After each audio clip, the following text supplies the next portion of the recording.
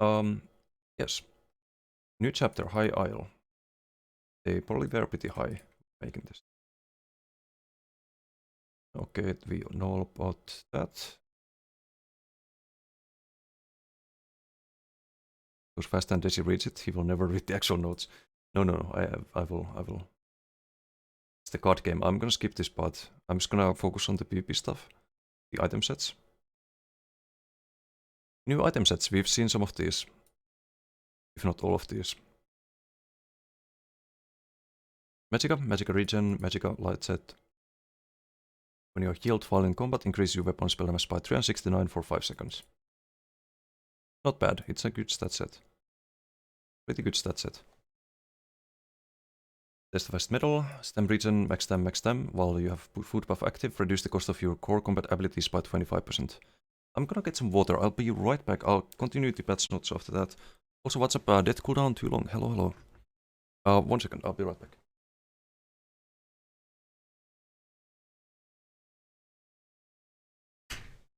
And we are back.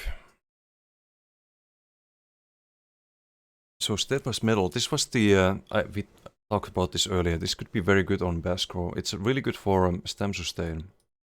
And max sustain if you have ice staff. This is a very, very strong sustain set. Definitely worth considering on blocking heavy builds especially. So you can't get the regens while blocking, right? So things like Red's Vitality are not as optimal when running a block heavy build. Missed the biggest one. Adding Fidelity FX support. I don't know too much about that. What does that do? Scissor Skull, heavy max stem health stem. When you pass an enemy, place Scissor Skull on them for 15 seconds. When hit by light attack, a target with Scissor Skull takes 1900 frost damage up to once every second. This is very good damage actually. If this is the base tooltip. This is actually not a bad set at all. Depends on what it scales with. If it scales with max health, it'd be very interesting for like max health Warden perhaps. But let's keep going. Grid spot, so this is the 12-piece set. This kind of replaces trainee. Trainee prices will go down. These are the same values as from trainee, so if you can just craft it, I assume people won't be buying trainee pieces or transmuting them. It's more flexible than trainee as well. Order's Rat.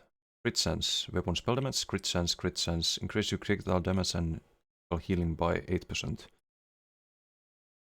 This kind of meh overall. I don't think crit sense is that great, especially with Rallying Cry out there and stuff like that.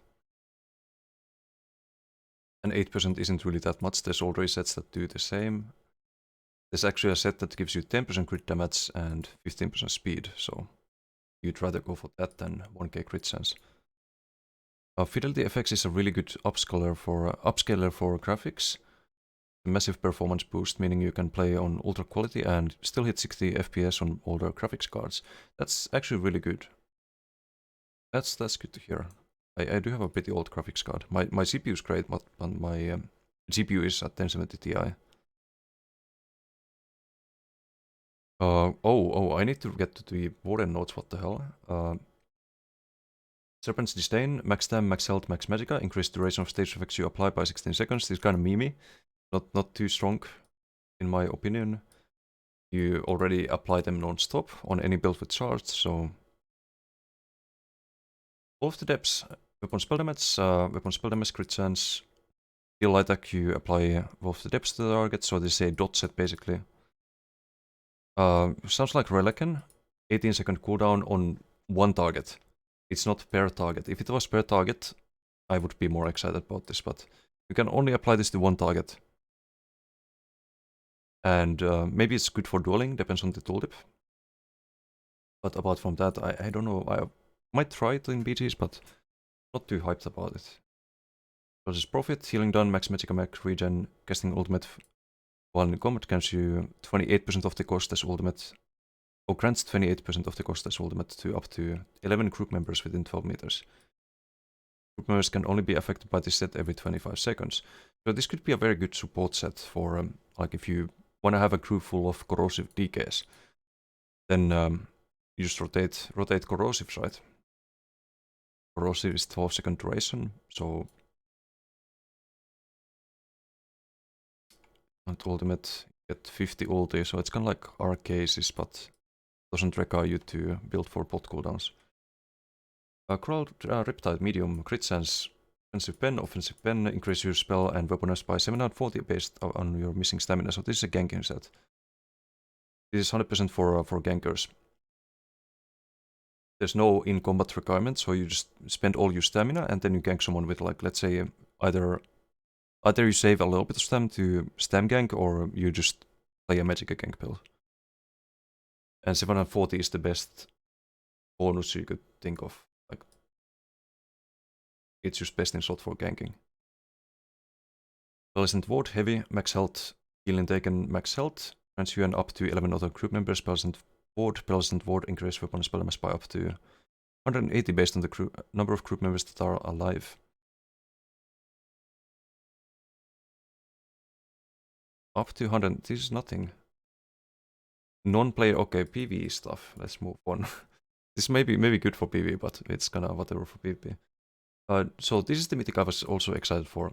While sprinting, gain a stack of draconic scales every 0.5 seconds, granting you 660 armor, up to 20 stacks max, so that's 12k armor, 13k armor at 20 stacks. 13.2k even, so it's a pariah. And when you stop, I believe this is when you completely stop. Not when you stop moving, but when you, like, not when you stop sprinting, but when you stop moving. So you can have a pariah from one piece, if you're someone who constantly moves in PvP.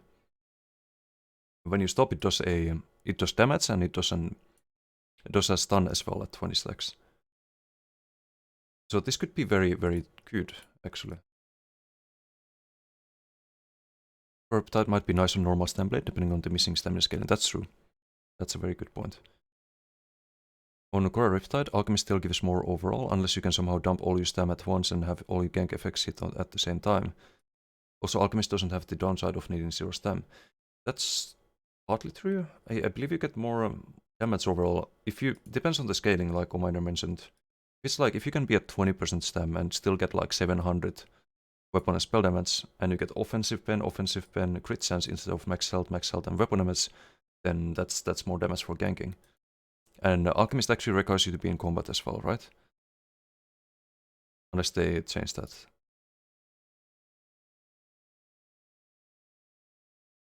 So for ganking, this should be a lot better.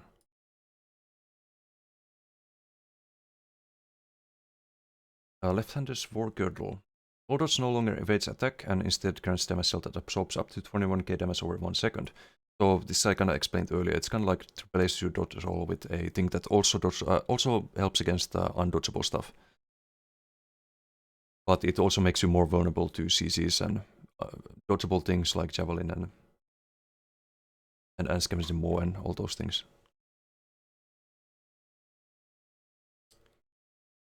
Mora's Whispers gain up to 1500 crit chance and 10% increased inspiration. This is out of crit chance from one item, but I don't think it's really worth running, unless you want to play some meme build with 100% crit chance. For that purpose, it's probably good, but kinda meh, I think. Oaken Soul Ring. So this is the werewolf ring. We've talked a lot about this. It's gonna be funny on werewolf. I didn't notice the crit chance last time. So you get crit, you get a fuck ton of stats. 450, they buffed this from the previous preview. 450 weapon and spell damage, 5.2k armor. What the fuck, this shit is OP as hell.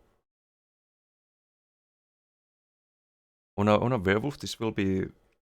Oh, that's gonna be the first thing I try on PTS. Just trust me. This is broken. The fuck. While at full health, you gain 40% damage reduction. After taking damage while at full health, you gain Serpent's Rebuke for 10 seconds, snare yourself by 40%. Major Berserk and Major Courage. So without the snare, it would be good, but with the snare, huge fan. You already have Major Courage most of the time.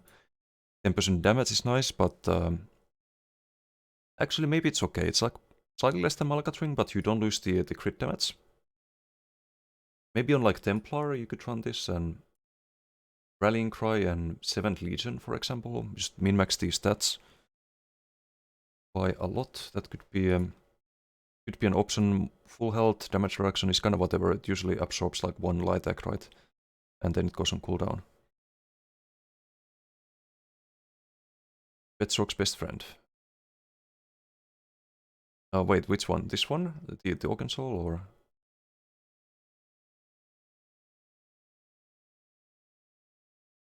Guess the combat changes, we will get to them next. New antiquities, new costumes and stuff. New dice, new achievements. Wow. Homes, furnishings.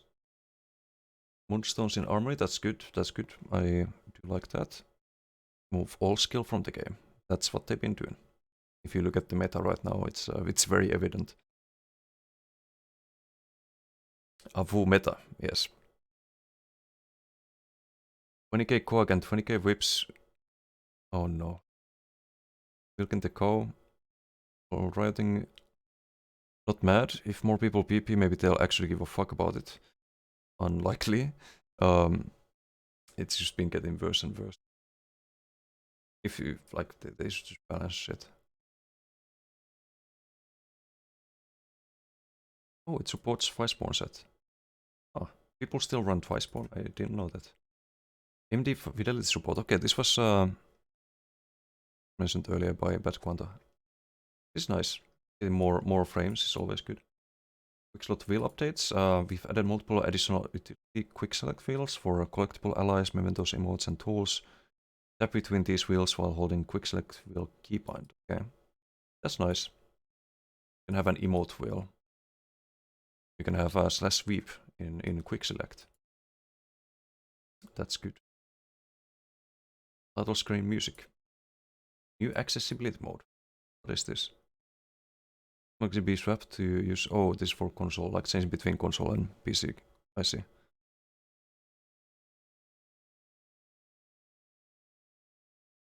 Civ 6 main now. Ooh, Civ 6 is one of my. Actually, I prefer Civ 5. Civ 6, it would be great, but they have bugs with the big maps in that game. Like you can't play the giant Earth map.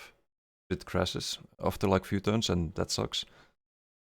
The maps are too small otherwise. But they made some good changes in Civ 6. Anyway, let's keep going. 3 templates for you to utilize. Max level template with all the bells and okay, these are the templates. Dungeons. More PV stuff. Questing, aka priorities. Questing.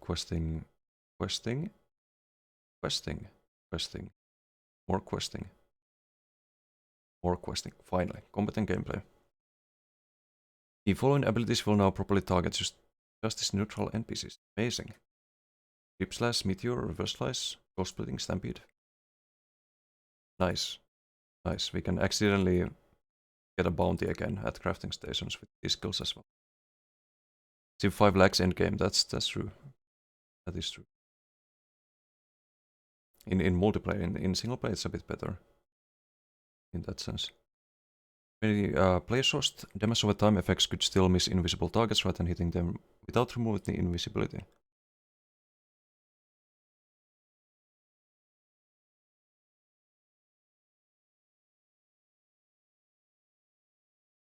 Wait a second. Oh? AoE damage over time, I assume, because invisibility is supposed to stop you from taking damage. From damage over time effects. Slightly confused.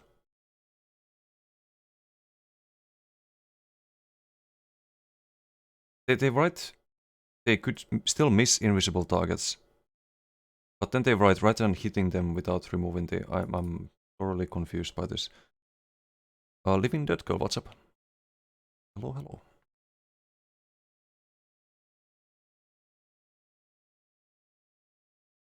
Questing, great. An issue where abilities that bounce to multiple targets could cause health desyncs in some cases. Could fail to bounce when hitting blocking targets. Well, that's good if they fix that.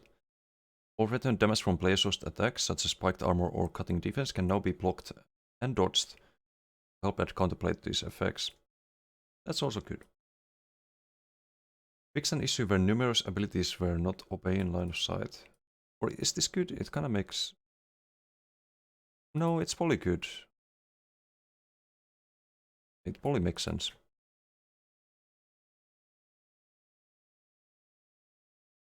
Fix an issue where numerous abilities were not obeying line of sight. Arctic Wind and its morphs damage. Releasing shield damage, Bone Totem, its morph sphere. Cultural percentage morphs damage. Crescent sweeps damage. Elemental Storm and morphs damage. Sped Hunter and morph. Why? Don't make them easier to like walk away. That's not cool. Forcing Gate and morphs initial placement. Okay. I've actually seen this a few times in bit. Grave Robber's synergy damage. God damn it. Impaling Swords and morphs damage. Abilities now also take 12 times since for 13. Their total damage is the same. Okay. Flash Rate, Mage Light, Negate Magic, Permafrost, Power Extractions, Debuff, Restraining Prison. Now properly grants Major Vitality, okay. Revealing Flare and Morphs, you may only have one of these area of effects active at a time. So you can now, like, you can be behind a pillar, and if the Burning Flare is on the other side, you won't get revealed. That's interesting, but I don't know if Nightblades needed that kind of buff, or any kind of buff. But let's move on, maybe there's some other changes. Getting burnt out, that's very understandable. Good Nightblade, just need to die. I wouldn't mind if they change things regarding cloak. Invisibility do not suppress dots in... What the... No, that's not the right solution though. That just means you're insta dead to any dot build. Unless they... Can I cast Vigor again while cloaked without uncloaking myself?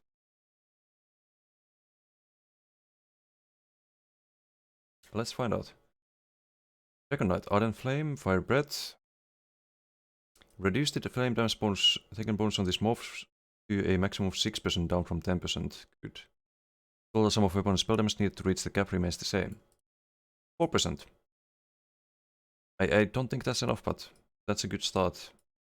Reduce cost of this morph to 3500, down from 4k. Okay, it's not really... Sustain is an issue, like they have infinite sustain already. Without any cost reductions, anything towards sustain except charged, which you use for damage as well. So this doesn't actually make that big of a difference. They already have infinite sustain, infinite resource. Increase the damage granted from this morph by 24%. Okay, well, volatile armor is the problem. Is the like what MacDKs run. Having the other morph give you a bigger damage shield, that's kind of whatever. They just buff the morph that no one uses, except stem DKs and some stem DKs and like max health builds. Button Hot, Obsidian Shield, Fragmented Shield, morph, increase duration of major melee granted from this morph to 6.67, up from 5 seconds. Don't worry though, it'll reach a nice whole number when you have Eternal Mountain passive maxed out. This is also whatever, people don't have bar space for this. So if they buff these skills that people don't use, that's fine. This is far from enough. This is far from enough, but it's a good start. I think overall it's a DK nerf, but let's see what's changed indirectly.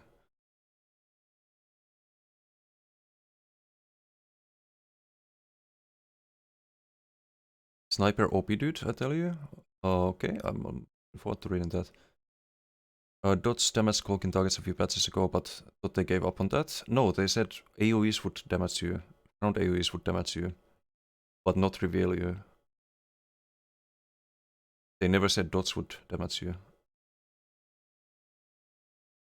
Because anyone who plays Nightblade, they know that you can't survive if you can take dot damage while cloaked. Like, you look at DK dots, you have to run away from them on every other class which has more healing than Nightblade.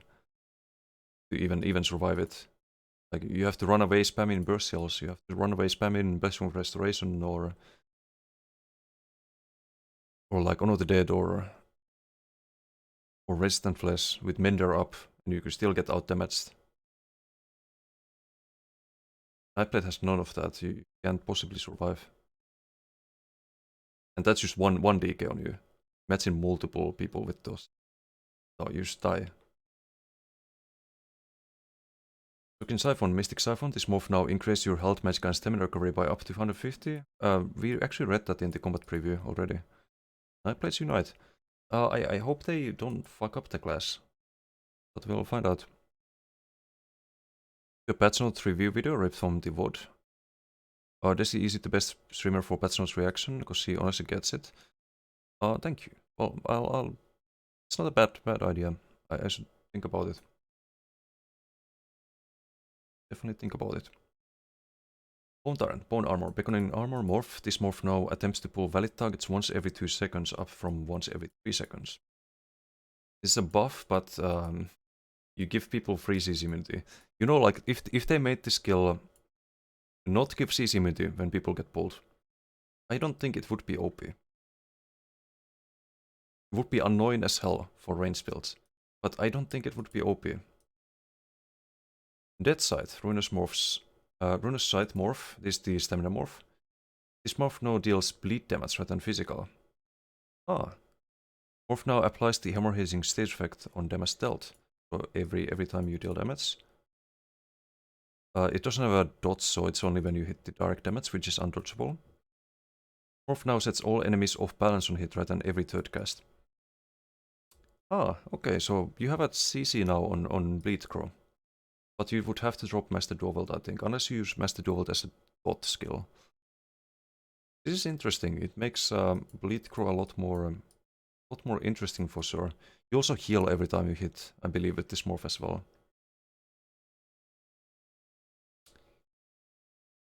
Interesting. It still has the like normal AoE damage though. Like damage wise, it's not that great.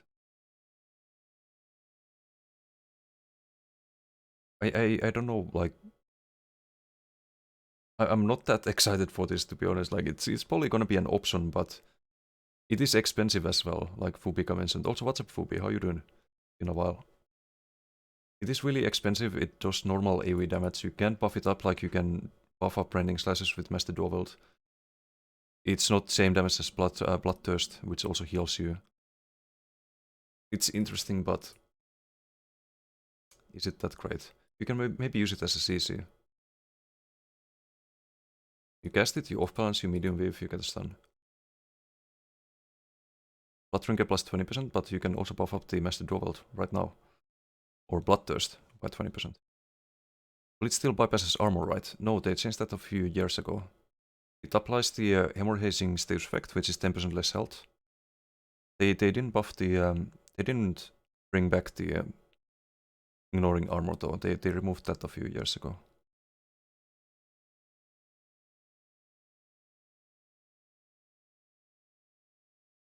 It's interesting, but I don't know if I would run it. Replica, what's up? How you doing? And Wixby, hello. AoE off balance though. It is nice. AoE off balance is nice, but the damage, like, do you find bar space for this? It would have to replace your spammable, but the damage is not worth it. I even tried Master 2H, which is more damage with the AoE, and it wasn't enough damage. So if you can find bar space for it, you can use it as CC, but apart from that, I don't know. But I will try it. I will try it. A nuke Draukin? Yes, I'm about to get to that in a bit. Living Death Expunge. Hexproof Morph. Reduce the cost of this morph to 1670 at its final rank, down from 1880. The morph tool now properly states it reduces in cost as the ability ranks up. Okay. Little buff to my troll max health. Lady Thorn build, but kind of whatever. Mortal Coil, this morph now increases your health, magic, and stamina recovery by up to 150 while it's active. Return restoring up to 1200 stamina over its duration.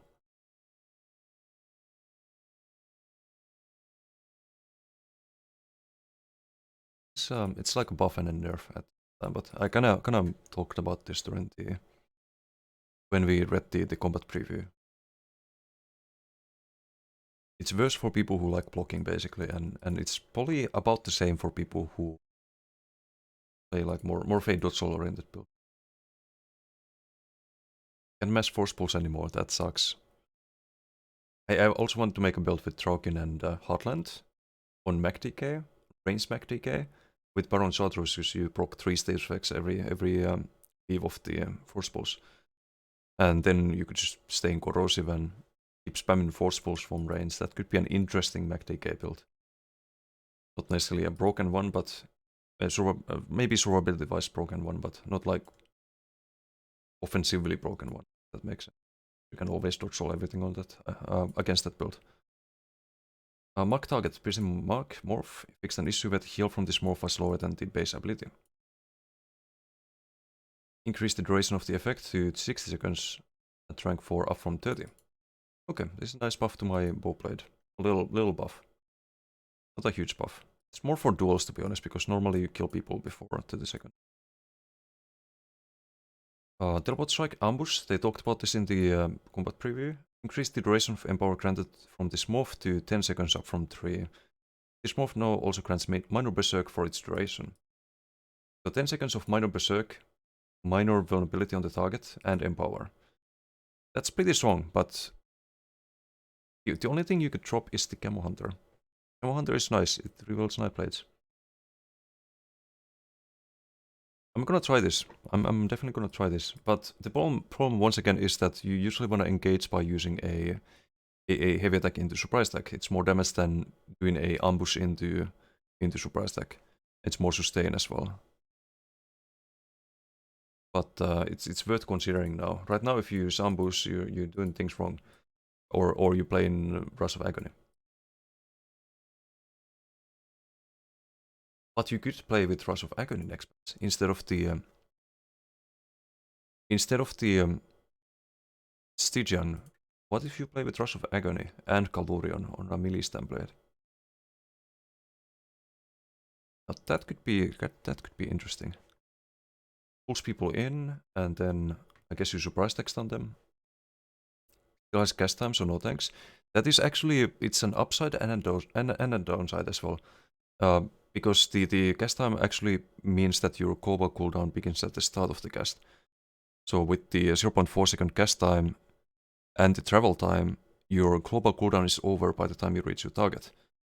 And that means that you can use the follow-up ability a lot sooner. So you can stun people with surprise attack, or you can soul deter, or do a bunch of things.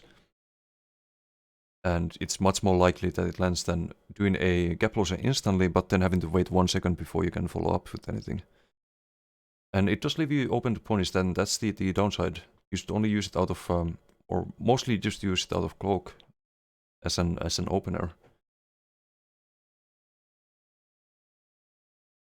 I'm gonna try it out next patch. That's a lot of buffs to this ability. Minor Berserk, so same as Camo Hunter. You don't get the major prophecy though, and you're gonna need that, so maybe I'm gonna have to think about it. 1.1% damage buff on surprise attack. Wait, where? Battle for Darkness now also grants minor endurance and intellect for 4 seconds each tick. That's a nice buff. People don't use this in PvP, but now they might consider it. I probably still wouldn't use it, but hey, it's worth thinking of. You can see more Night Blades using ambush for sure. No more Dragon builds, feels bad.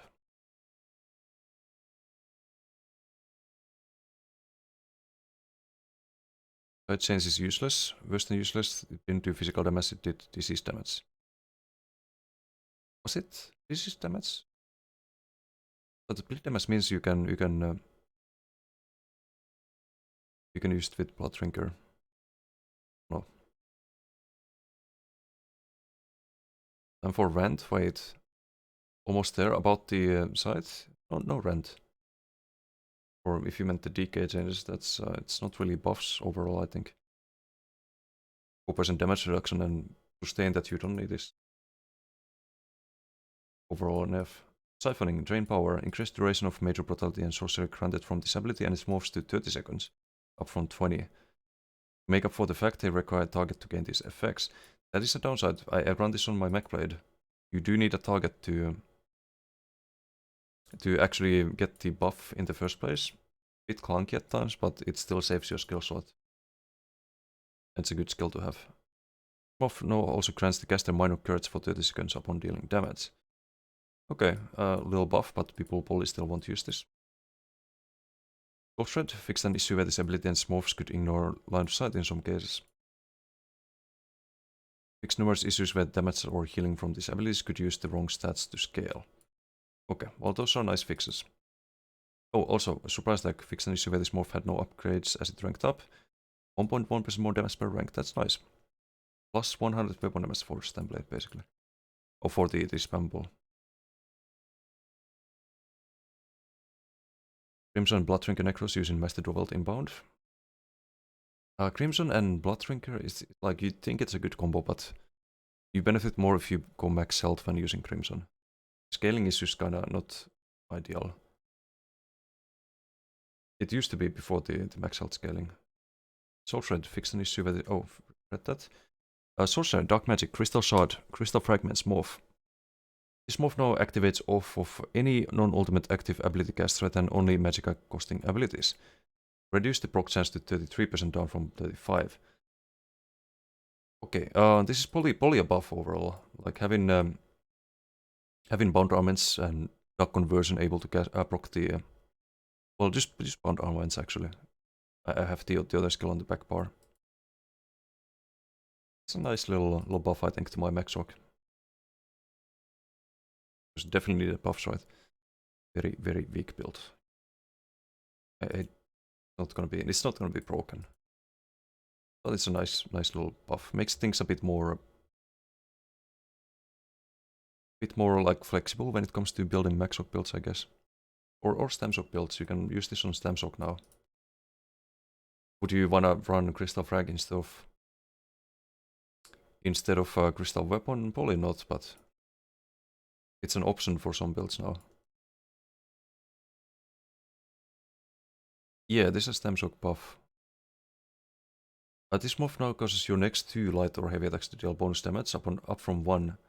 Small cooldown on this to avoid the ability to instantly proc auto. What the fuck? This is strong. This is really strong. This is probably the biggest change so far in this patch. What the hell? So here's the thing: you can pre-buff now with Crystal Weapon. You can streak in. You can do light attack, or maybe you even like do a bow light attack. You streak in. Crystal Weapon procs from the bow light attack, and then you do another light attack. You get another Crystal Weapon for the 10k plus tooltip, and you spin to win. Yeah, just forget about the frag. People are gonna use Crystal Weapon. Maybe even on max shock at this point. It's ridiculous. What if you, next to light or heavy attacks, what if you do dual wield heavy? How big is the cooldown? What if you do lightning heavy? Do you proc 2 crystal weapons? What is the cooldown? This is broken. I don't know if people realize yet. But that's gonna be very, very strong. I would assume they nerf it during BTS. Doesn't mean they won't do it, that's true. Crystal Frag pretty much triggers every single time if you're in flow with the game. It procs very often. You can see in the build video soon for the max hook. Some guy gonna go sniper plus Crystal Frag. Oh. No, you're gonna go sniper with Crystal Weapon. you do snipe into bow light attack and acid spray, and you proc 2 Crystal Weapons back to back, and it's disgusting. Being able to get 10k free damage outside of global cooldown, they just doubled the efficiency of the skill. They fucking doubled it, basically. Just read the skill as 20k tooltip damage when you cast it. Unless you miss the light or heavy attacks. They doubled the tooltip. Even on max hogs, yeah. Yeah, it could be better even on max hogs. This seems broken as fuck. I don't know if it needed this kind of buff. But, damn soaks next patch, oof. That is gonna be, spooky. Summon Storm Atronach, summon Charge Atronach morph. This morph's AoE damage now always applies the Conquest status effect. This is also, I do happen to use Athro on my Stem Soak. I use it to get the penetration, not penetration, the sustain on the front bar. And it's also a delayed skill, so you can drop it and then streak in, and by the time you streak in, your Athro usually lands and you get the extra bit of damage. Some people run Dawnbreaker, nothing wrong with that, or other skills like Negate and so on, but I actually like the Storm Athro and I use this morph. So this is a pretty big buff as well, 5% damage taken. Also, NCKG, what's up, how you doing? Maxoc now can be strong with Stamp, Seek, Spamble, yes. Yes. This patch looks like trash, thank god I uninstalled. Yeah, I don't like that they're adding more things to the game, more damage to the game, that makes it feel like there's nothing you can do to survive. That's never a good feeling to have. I would have liked to see nerfs to the things that kill people without really any effort put into it. Namely, this class right here. And maybe Nightblade and Templar a little bit as well, but I would have liked to see nerfs to those things. So I don't think, like, survivability is broken, but only if you have like 4 people with cross heals. Survivability in 1v1 is not broken. Survivability when 1vx is definitely not broken. It's harder than it's ever been to survive when outnumbered in this game. Betke, okay, thanks for hanging out, Carmi. Have a good night. Thanks for hanging out. Oh, Solandris, bets for me homies, have good night, Desi and chatters. Okay, thanks for hanging out, Solandris. Have a good night. Why is everyone writing Betke? I'm confused. I think even the old Master Dovelt Stamsok will come back to be able to do the Crystal Weapon Lightack Master Dovelt into Lightack Dawnbreaker Storm. Yes, you can do that as well. I'll find the right build for it, but there's definitely gonna be a right build for it. Maybe you run a Crystal Weapon with like Curse, which is also a 20k tool per cast, burst the ability. Maybe you run that with Overload. You streak in, you spin to win. It's a lot of ways to play that. It's bad they put in more and more carry. Yep. Hey, what's up, Cindy's? Or Fitness Launch, hello. Fixed an issue where many players whose damage over time effects could still miss invisible targets rather than hitting them without removing the invisibility. PK versus not play is finally balanced. Yeah, I hope they misspelled that, because like damage over time skills were supposed to be able to be cloaked. Like all the time. Like there are some skills that actually, and sets that actually deal damage to cloak targets, and I hope that patch note means that those got fixed. Like Oblivion's 4, for example, still deals damage if you cloak. A little known thing about the set. Galarian should get nerfed too. Yes, absolutely. It's used by every fucking Nightblade, so it's a little bit overtuned. Just a little bit. But let's see, maybe there is something about Galarian. Systematically removing skill from the game. Too many people crying on the forums. Yeah. Yeah, they are. If Galarian, kill Nightblade. Oof, someone doesn't like Nightblade. But I do get it, like Galarian is... when you have every single Nightblade running a single set, then it is maybe a little bit too strong. It's maybe killing the build diversity by existing. For almost every Nightblade. There are people who don't run Galarian, but it's just best in slot. You can play unique stuff, but it won't be best in slot without Galarian. On Nightblade, I mean. That's the problem. You don't want something that's so clearly best in slot that it kills the diversity. It's the same with classes too. Stormcalling. Lightning Form, Boundless Storm, fixed an issue where this ability's visual effects were not in sync with the combat effects. Okay. Endless Fury, reduce the cost of this morph to 2160, down from 2430 to help reinforce the idea that you are able to endlessly cast it. Oh no, they just actually wrote that. Endless Fury spammable. They actually just encourage people to do that. Oh no. So do you listen, like when we say Endless Fury spammable, we're memeing. We're saying it should not be spammable for people. You should not be in the back just fucking chap, and people get executed. Like that's not skillful. You want to like Endless Fury once, because it's an execute. And then you like streak and frag and burn omens and... No, just click Endless Fury. Stand in the backline. Put Endless Fury on people, win deathmatch. Big skill, what's wow. Dumb. Dumb. Energy Overload Morph. This morph now restores up to 1200 Magicka and Stamina, rather than up to 1192 Magicka. The restore now happens anytime you use the light or heavy attacks, rather than only when they deal damage. Okay, but people want damage, so they pick the other morph. Because it's an ultimate. You're supposed to get the most damage you can when you use ultimate. But it's a nice buff. People will probably consider this. I'm fine if they do. It means they do less damage and it's easier to survive. Have a strong Nightblade. That's good. That's good. You like Nightblade? You're saying if they nerf Kalu Nightblade will be boring compared to other classes, mate. Oh wait, I missed a few things. Nerf Kalu and kill. Oh, that's what you mean. Yeah, but I hope they like. It's used by Nightblade because it's good on Nightblade, right? If they nerf it, then if there's no alternative, then Nightblade will be weaker. But I kinda hope they would fix things overall. Just reduce nerf the broken things. Nightblade is a little bit broken. Templar is a little bit broken. DK is disgustingly broken. Nerf those things a little bit. Nerfing Kaldurion might be enough to make Nightblade be in a good place, basically. That's kinda how I think.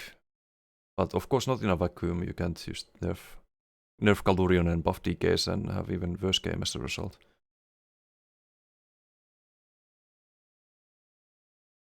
Finally, spam ball execute. Pivko is happy. Don't show this to hammer. Oh no. Definitely don't do that. Developers epic troll. Yeah, pretty much. Spam's with Fury character can finally live up to his name. He really can. He really can. Wish they are trolling. They're not trolling. It's in the patch notes. If this was April 1st, I would be like, haha, funny joke. But it's not even April 1st. Fuck. Someone else noticed they quietly changed growing swarm to be limited to single swarm, not growing of them. Yeah, that was in last patch. No, it's already live. That change. Want Endless Fury to be channel attack, just perma execute a toggle and rename it to Endless Fury. Huh. Endless Fury. I see what you did there. Crystal Frag procer now. This patch late up April Fool. It kind of feels like it a little bit. Yeah, so it's early April's Fools, yes. A lot of Nightblade gamers are just lazy, Kaldurion isn't a must. Nobody's best in slot. Like, it's just way too good. That's the problem. I would like to run something else than Kaldurion. I would like to have some unique stuff when playing Nightblade, but it's just too good. It's just too good on Nightblade. Makes Nightblade more fun when you can insta-kill people. Maybe they're a few days behind. A few years behind. When it comes to the changes they're doing. Flame Pulsar is an execute that you can spam. The Stormcaller build you had was cool. No, that's a different build. That's the Artillery Sork you're thinking of. Stormcaller is the build video I'm making for the actual mech Sork with the bound armaments and crystal frags and very good build, but the Artillery Sork was more of a meme build. Templar, Atrix Spear, Sun Shield, Blazing Shield morph, increased the radius of this morph to 8 meters up from 6. Better match its visual effects, that's a good buff to it. It means you catch more people with the AoE and it buffs up more the damage shield strength and so on. Fixed an issue where the damage could fail to activate in many cases.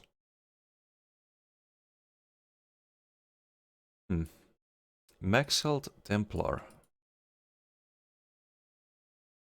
This is a big buff. When you buff something from 6 to 8, it's very noticeable. Means you uncloak a lot more knife plates. That's for sure. Flame Pulsar is an execute that you can spam. That Stormcaller build. Oh. It is an execute, yeah, kind of. And a knife plate that proceeds lightning?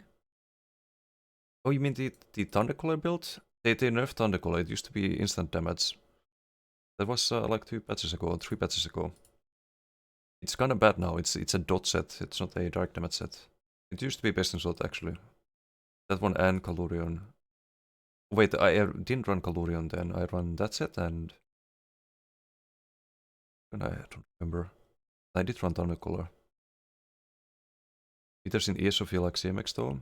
Or CMS though? Yes, they do. How are they buffing the OP stuff while nerfing my builds every patch? Beats me, beats me. Sergeant Thundercaller? No, it wasn't Sergeant. I think I have a build video from back then, we can check that later.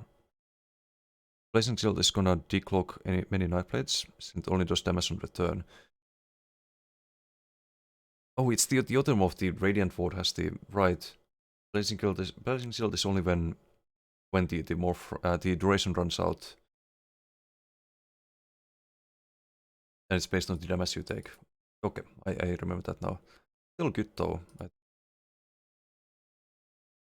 Or was there some direct damage when you applied or cast it? I'll check that actually. Oh, not in game.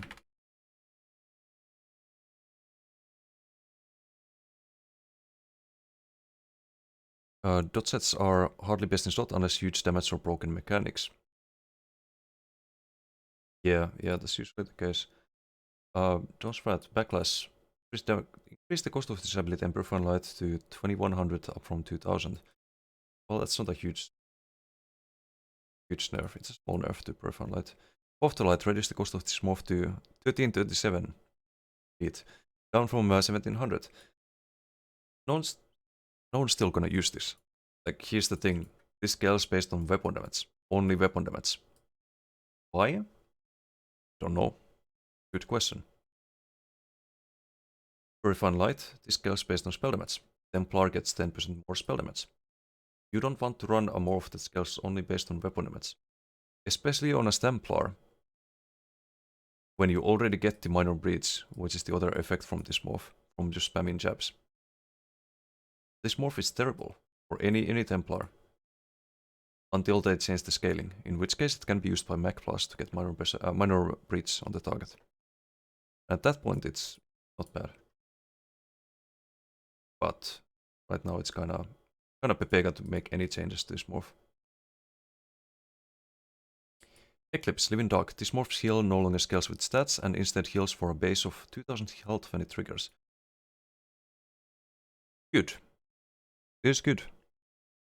This is main reason why Templars are a little bit broken right now, along with Nightblades. But why do we get these kind of sweeping changes to Templar, but nothing for Mech DK? Like, almost nothing. 4% damage reduction is not gonna make a huge difference. Like, this is... I'm sorry, but this is not enough. Why fix everything else and leave DKs as broken as they are? 2000 health when it triggers, that's probably gonna make it balanced. You still get 4k health every second. If it's every half a second. Taking away some of the insane values of healing that this ability can have when stacking high stats. Instead, taking a safer route with a flat value to ensure any role of Templar can still engage with the skill, but with less powerful results at the high end. This is good. You can still survive on a Templar. I don't use Living Dark that often on my Templar. I cast it sometimes. Pretty often actually, but it's not the main reason you can survive. It just pushes it over the edge where it's too much. Especially when you're like 1v1 or playing a very tanky build. Living Dark is already stupid healing on Plar, and they nerfed it. Because right now, if you build for it, you can get like 5.5k, 7k tooltip every 0.5 seconds on Living Dark. Like, defensively, Templar can be a bit broken. Offensively, I don't think it's anything to be afraid of. Reduce the cost of this morph to 2400. Nice, they actually buffed the range power a little bit. Then is a big issue on range power. These are some good changes. Afterlight needs to heal for half the damage done, would be very interesting for Templar. That could be interesting. It also needs to scale based on spell damage. 2k is kind of weak. On a decent build you could get 4k. Yeah, 4k, even more than that. I don't hate this change. Restoring Light, Rite of Passage. Practiced incantation morph. This now allows you to move at a reduced rate while channeling it rather than being unable to move at all. Oh, here's the thing, it's still not gonna be worth it. Let's see. You get really tanky. Let's remember that there's a 32k armor buff you get while casting the skill. 125 ultimate.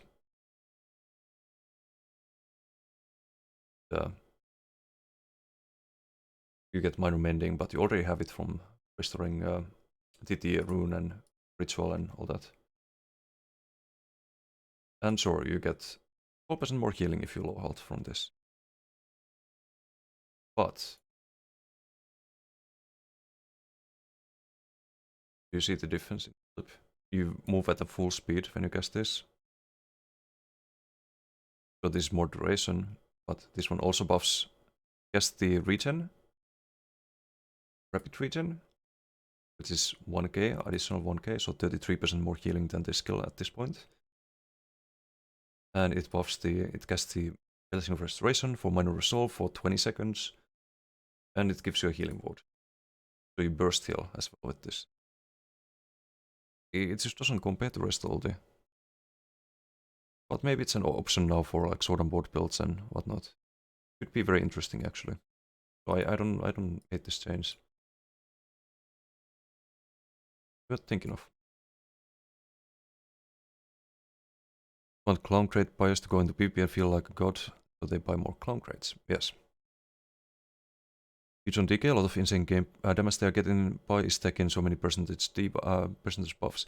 Yes, but 4% is not enough when they do double the damage of any class right now.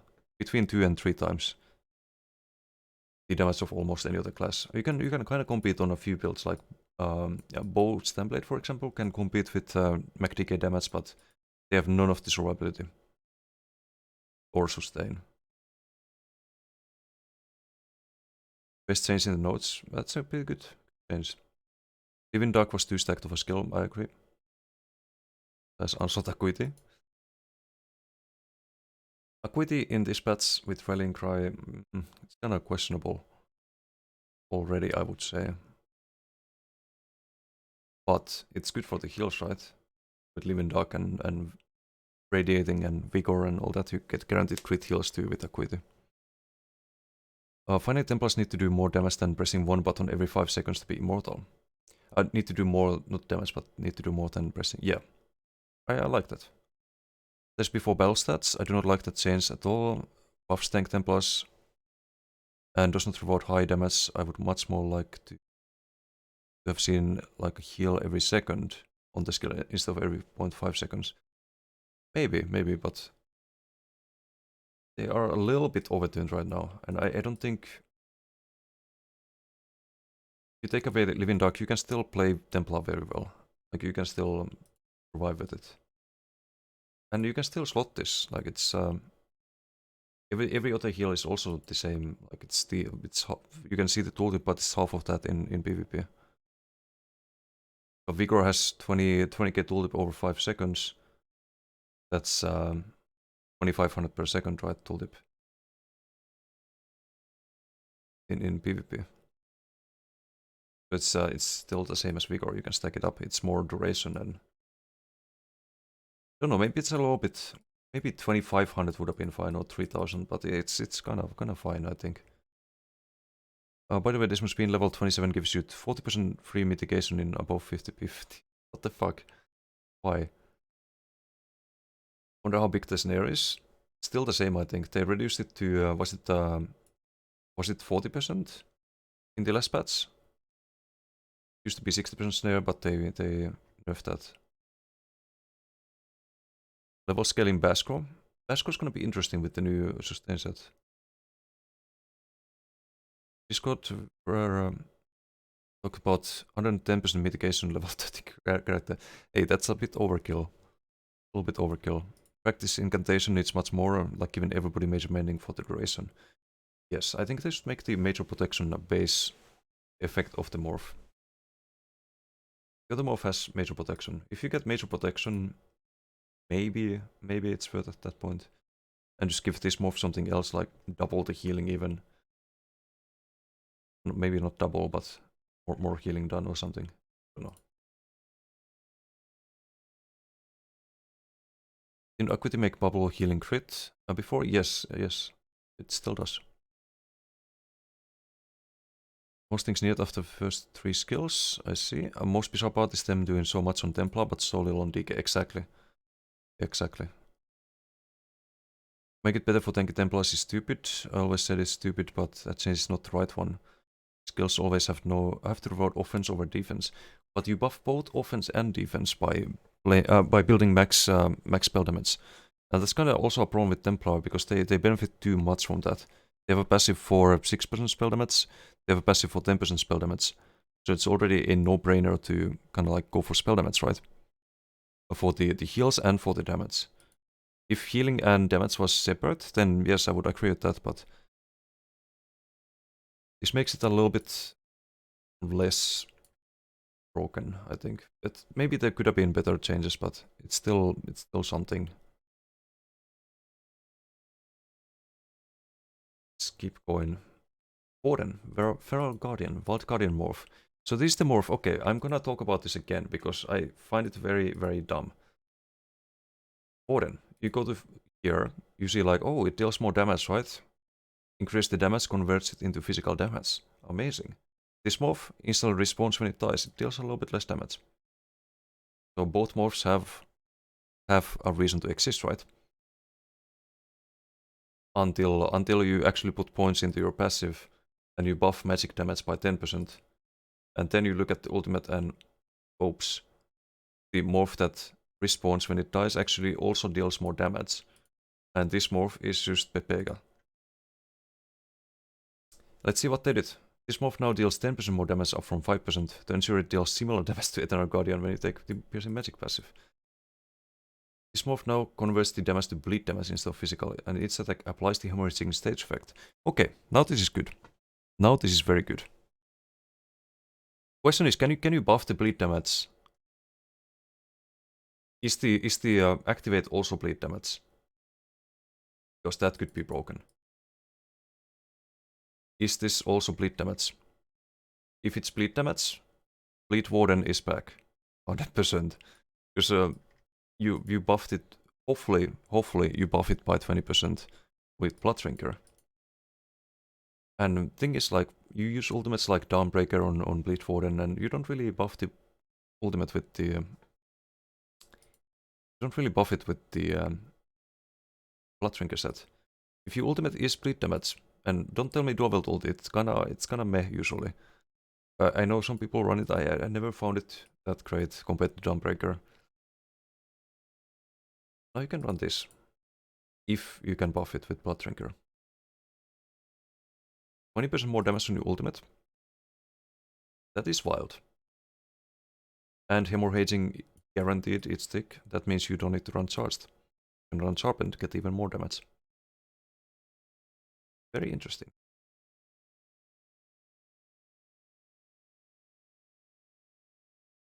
I'm gonna try to get quad impossible strat in strategy editor. 8k spell damage Polar is not fair in 3 defensive sets with passive mitigation. You still have to actively heal and mitigate.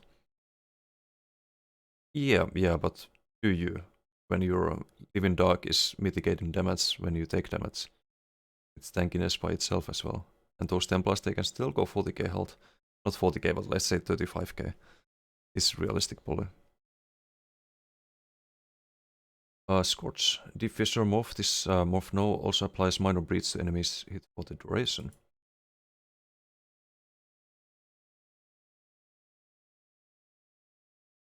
Why not on this morph? Okay, this is broken. This is also pretty broken. You get 3k free... when you land the sharks, you get 8k penetration. I like this. I really like this. But it's gonna be interesting. Let's just say it's gonna be interesting. That's a big buff. 3k pen, for those who don't know, it's a 5p set bonus for free. For free. And I believe it buffs itself, yeah, on the initial application. Garmit, reading the Warden already, the Magden.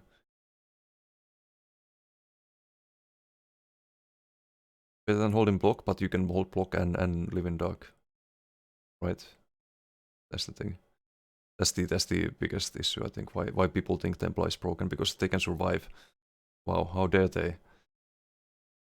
I think maybe a little bit too much, but once they nerf the Living Dog, maybe it's gonna be fine, like you can survive, but not that easily. And if they nerf, like everything is going to be great if they just fix this. If they fix this, you don't have to worry about dying without no counterplay. You don't have to worry about needing 7k every 0.5 seconds Living Dog to survive. This is the main issue in the game. It's the main fucking issue right now. We'll play Warden after 1 year AFK, I see. Warden is gonna be... I'm looking forward to this. This could be funny. Lead the match PR and Deep Fissure buff. Killing Seed, Corrupting Pollen. This morph now also applies minor coverage to enemies in the area. Help it gain some viability in PvE areas. This is also a PvP buff for group play. You don't really use this in solo, but in group play you could, like, it nerfs the healing of the targets by even more, because they have less tooltip on the heals. And then they get the major defile, so it could be interesting.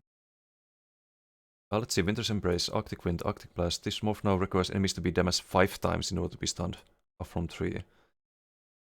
Reduce the duration of the stun to 3 seconds up from 4. Increase the duration of the stack count to 3 seconds up from 1. This is not a nerf. I'm gonna be... I'm gonna say that this is not a nerf. It makes it easier to use. Like, it makes it a lot easier to use, because a lot of time when you use Arctic Blast, you try to go for the lateral combo, as we call it. The problem is that people walk slightly out of range, you miss 1 tick of the Arctic, and you have to start over from 0. If you miss 1 tick by positional desync or just by being potato, they don't get stunned. You waste your Ice Comet, you waste your ultimate. And you have to wait a long time before you can try to do that again. Having 3 seconds, that means that you need to be within their melee range within a 3 second period, not 1 second. That's huge. That's huge. Right now this ability is offering too much offensive nature for the Warden, allowing them to line up their burst perfectly with Scorch to remove counterplay. But, I mean, yes, but Ice Comet, hello? Scorch, not really the problem. By increasing the stack count required, there should be less of a guarantee with this combination and require more reactive play from the caster, while the increased duration of tracking helps also reduce the ease of counterplay by backing off for 1 second from the Warden to completely avoid the stun. Exactly. And here's the thing, you can actually combo more easily now. You cast Arctic, then you cast Sark. Mind-blowing, I know, but you can do it in that order as well. And guess what? You can do it like this. You cast Arctic Blast, you cast Sark, you cast Frost Reach, and then you cast Ice Comet. Everything lands at the same time. If I'm not Pepega, everything lands at the same time. So you can still combo with that.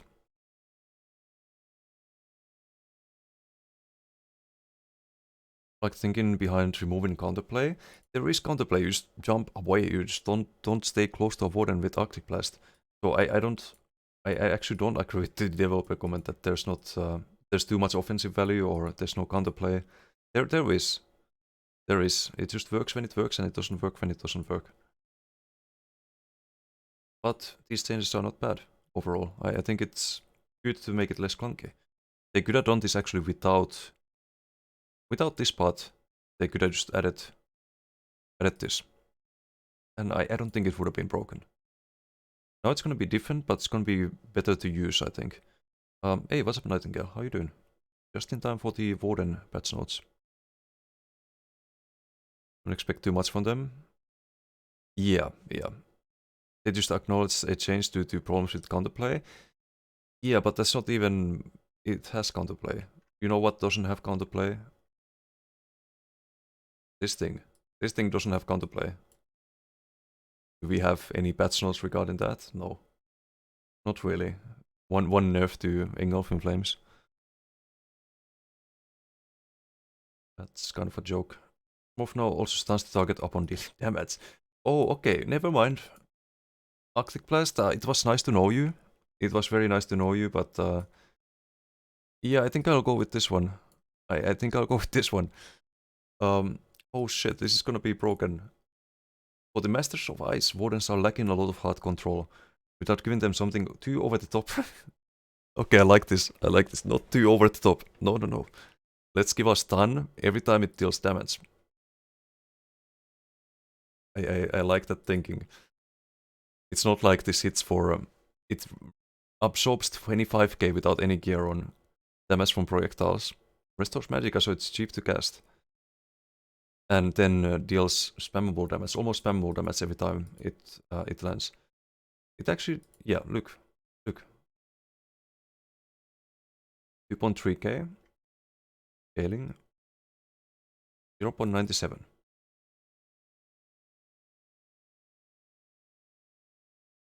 0.81, almost spammable damage.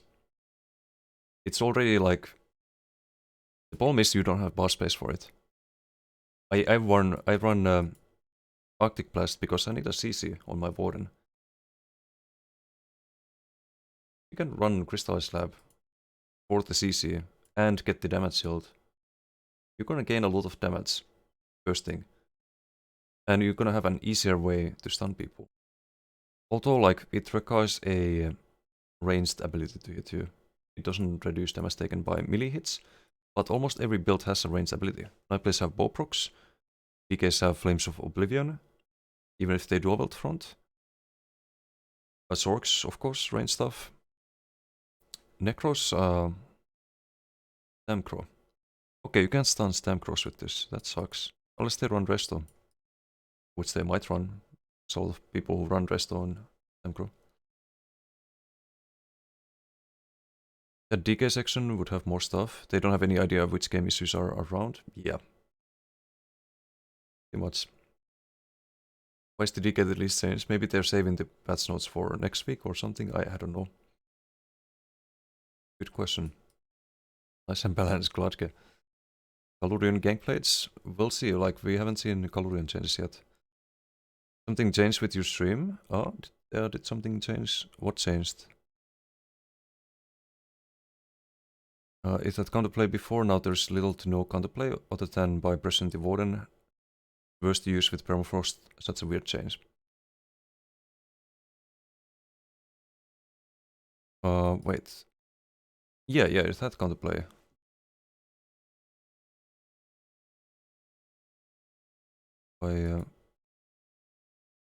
Oh, now with the change there's little... Yeah, because you have to be out of their range for 3 seconds. That's a lot harder than being out of their range for 1 second.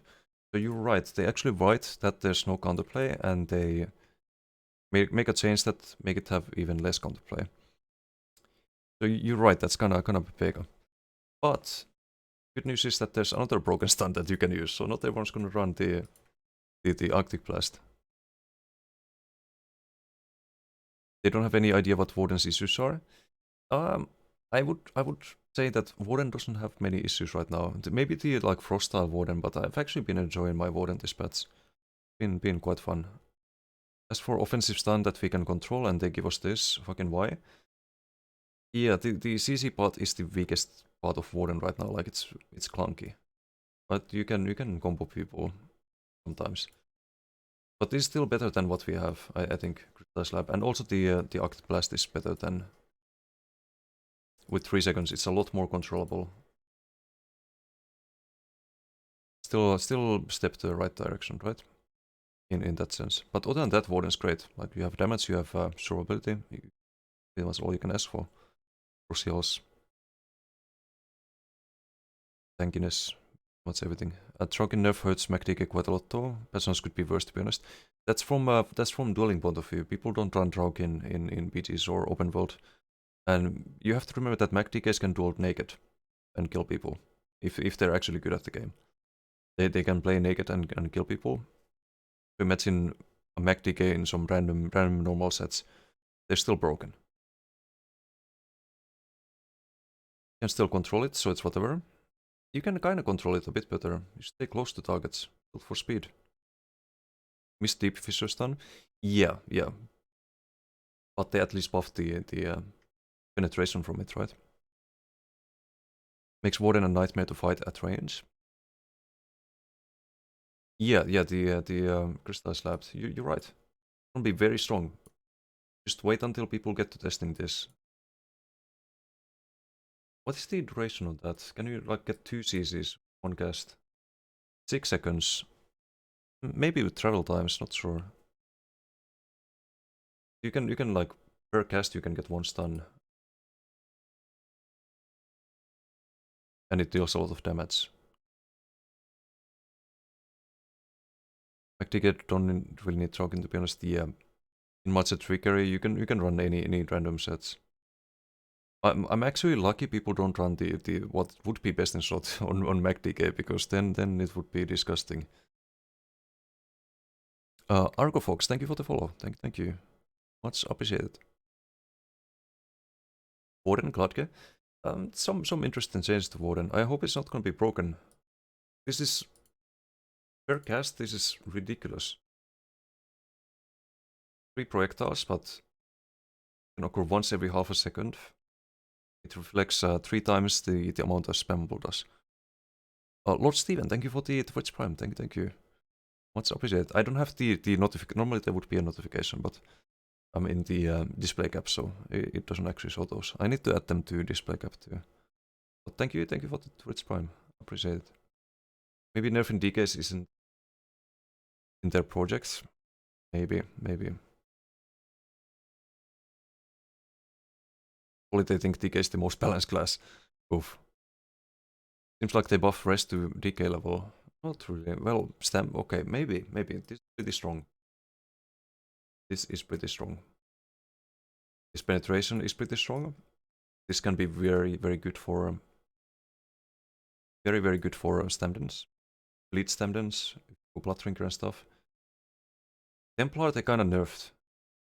I think Templar would be weaker in comparison based on these changes. I think Nightblade would be weaker in comparison. Stem Shock with Crystal Weapon, this is also mega broken potentially. But I think a MacDK can still survive this, apply a few dots on you and you die. While stricken away. So I don't think Shocks can have a chance even with this change. But Warden, perhaps. Perhaps.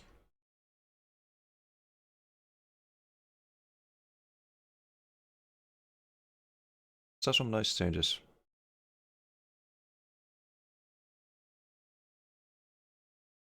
Opted to add in a... Okay, let's read this. For Masters of Ice, Wardens are lacking a lot of hard control.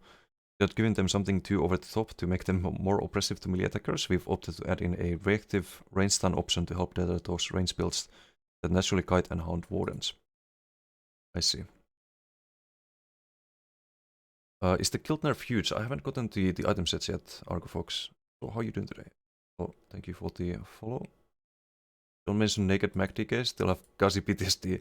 Yeah, Ominer is a for those who don't know, Ominer is a fellow streamer, very good Stamblade. And he fought the, well, he's the best MacDK on PCEU, my opinion. Lord Gazi, for those who don't know. And how many tries did it take you to kill him when he was naked on MacDK?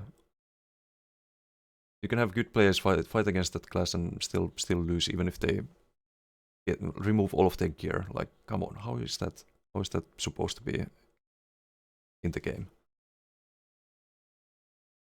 Well, but after raising the rest of the brokenness drop, and they'll have to buff them again to keep the low skill noobs happy.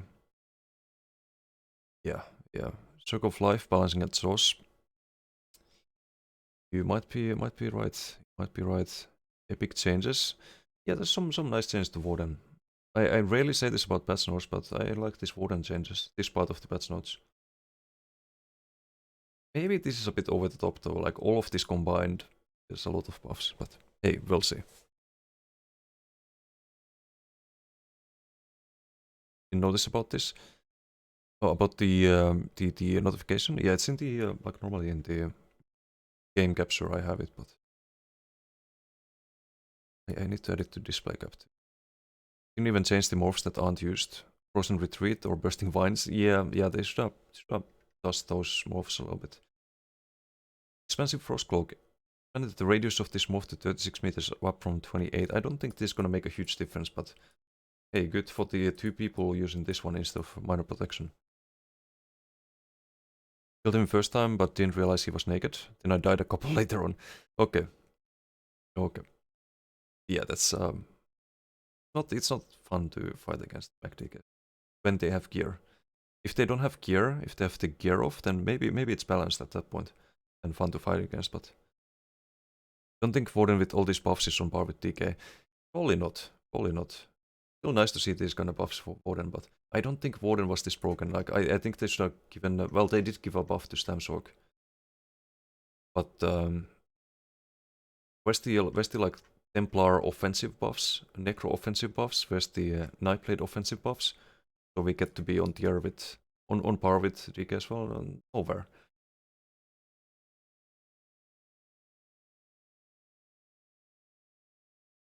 So there's things missing still. This move now grants 300 weapon spell themselves for up to 30 seconds after casting, rather than up to 15% magic for 30 seconds. This should help the ultimate be more impactful across playstyles. This is a nice change as well. I think you could make a melee. Okay, so there's gonna be I think there's gonna be 2 ways to play Magden. You can play a melee build with Northern Storm and Arctic Blast, or you can play a range build and combo the Ice Comet with Crystallized Slab. I think this one, like, you can maybe play a pressure build, use CC people non-stop with Arctic. Go for the ultimate stun them, keep even the Shulks, which give you more penetration now, and Frost Reach and stuff like that. Very interesting. Nothing is on par with 10k spam basically plus all the dot damage and healing. Yeah. It's broken. Love Stem Warden, give us hope. Stem Warden is gonna be better with the changes. Like Warden too. Warden is fun. Like Warden. Imagine my face when I thought I'd kill him in a fair 1v1. Yeah, I can imagine. I wouldn't even bother dueling Lord Cassie when he has gear on. When he doesn't have gear, maybe my Stamblade would have a chance too, but not sure. This morph no longer deals damage based on its initial hit, and instead deals damage to all targets around the initial. Huh?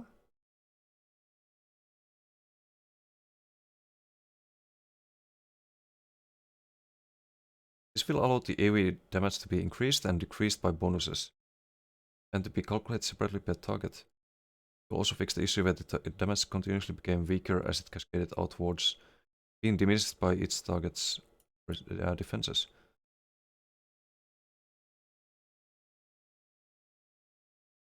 Oh.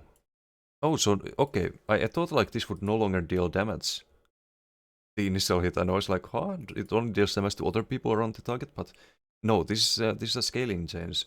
The skill at the moment, like the initial hit hits the target, and then the AoE part, it gets reduced again by the other people, so it would kind of like double dip into the defenses multiple times, and the AoE would deal like potato damage as a result. So this is a very good change actually. Reverse Slice is gonna be scary. You don't want to be close to someone low health. If you're full health, you're gonna take execute damage from that, basically. Marker is going to hate Wardens now with his Bowsword. Oh no, he's gonna be happy. Look at this shit. Look at this shit with Crystal Weapon. Because your next 2 light or heavy attacks to deal bonus damage. Bowsword's gonna be pretty bonkers. Or any stem shock for that matter. I still think the Crystal Weapon thing is the most broken thing. That's not so far. Literally googled how to get the bug throne chair emote thing to sit on in Alikir. Oh, I see. Because you beat Kasi, you mean. It's funny. Really do not understand why there are people defending DK in its current state. For mediocre players, going up against the same mediocre player on a DK makes him far stronger than it should be because of class. Fine if you bring the rest in line with the DK. Yeah, that's a big if. People always defeated MPGs earlier in one-on-one. Now wreck me on their DKs up to the point I'm not even trying to find the DK anymore, especially Mac DK. Yep, that's my experience as well. And I'd like to think I'm at least decent at the game. And it hasn't been that bad with other classes ever. Like the balance hasn't been that bad. 1 shield, defensive stance, defensive posture, fixed an issue where the passive bonuses from this morph could fail to apply in some cases. Okay, good they fixed that. Riposte is broken. We're gonna get to that in a bit. Power Slam. This morph's passive resentment now reduces the cost of your next Power Slam by up to 5%. Rather than increasing its damage by 3%. Nerf or a buff? Sustain is rough on Bascro. On any Bass build. 50% is a huge cost reduction. You don't get any, you get some from the passive side.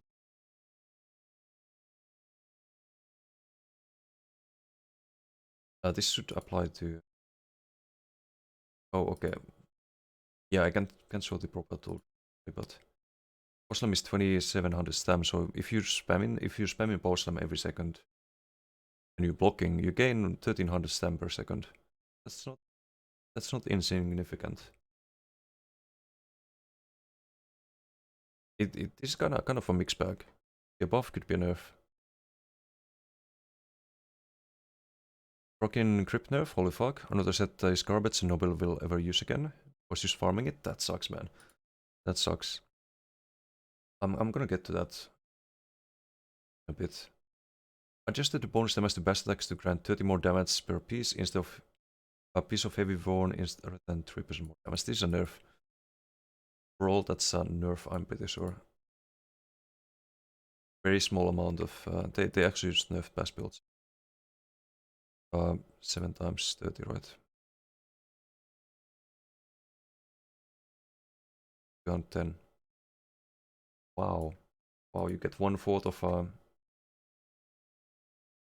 You get 1/4 of a bass cliff. Look at this shit.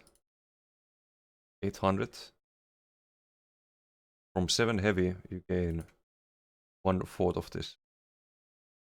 That's not good. I don't think... Well, maybe it's not that broken.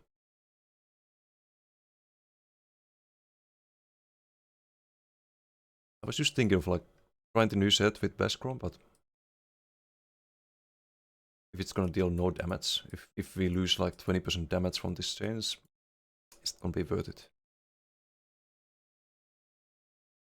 One more set in particular is very interesting now. Muslock new meta. Muslock. Okay, let's see. Just got a big talent in nerfing sets that much that nobody will use ever again except someone who's brain damage. Yeah. Let me get to that. I'll tell you if there's any use for it that I can think of, but probably not. Hey, what's up, Bolix? How you doing? What have I missed? Just got back from London. The patch notes. We are going through them slowly, very slowly, because it's already 11 PM. Okay. Vampire. Blood Frenzy. This ability and its morphs now grant up to 5 stacks rather than 10. The total weapon and spell damage granted is left untouched. Okay, so it's easier to stack this up. A good change. They kinda nerfed this to the crown. 360 per stack up from 250. But then Simmering Frenzy, while the cost for said Frenzy is now 300 rather than 200. Result in approximate 10% cost reduction for morph. Okay, they buffed it a little bit. Easier to stack up, faster to stack up. Don't lose any damage. The heavy armor best damage passive has been broken for 2 years now. Doesn't work at all. I can test it in game. I'm sure. I'd be very interested to actually find out. If they buff best damage, then I mean I'll take it. I'll take it. Dot over 4 seconds, still a dot, but near an instant damage. That's how it is right now in live server. But the first tick is after 1 second. It's not instant damage like Zaan, for example, is an instant tick when you proc it. Based on how much of the initial feedback we saw over the last update, we've decided to help this ability ramp up a little quicker, make it feel more aggressive and ravenous for the user. Ravenous, an interesting word. While slightly easing back on the risk of using it since the reward isn't nearly as high as before. Okay. Speed. This synergy now heals you to full health after successfully casting it on a target and feasting upon their life essence. Delicious. You can't use this in PvP anymore, I think. Be possible. Back in the days, you could use the feed if you were invis cloaked as a Nightblade and behind the target. You could use the vamp synergy and it would stun the target. I remember that.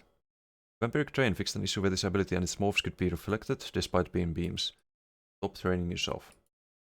Okay, the 2 people using this are very happy. Werewolf, Your Science Bounty. Your Science Fortitude. This morph now grants minor endurance and fortitude for 20 seconds after casting, rather than unique amount of health and stamina recovery based on the healing cost for 6 seconds.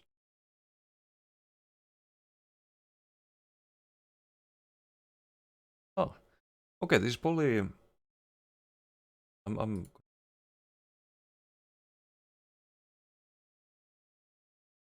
I am using that morph. 333, so you probably gain sustain overall. Right?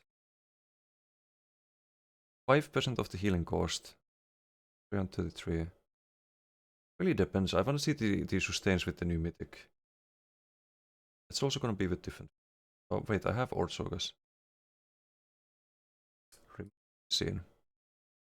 Is that nerf? What is that Discord thing? Do I want to click on that? I mean display capture.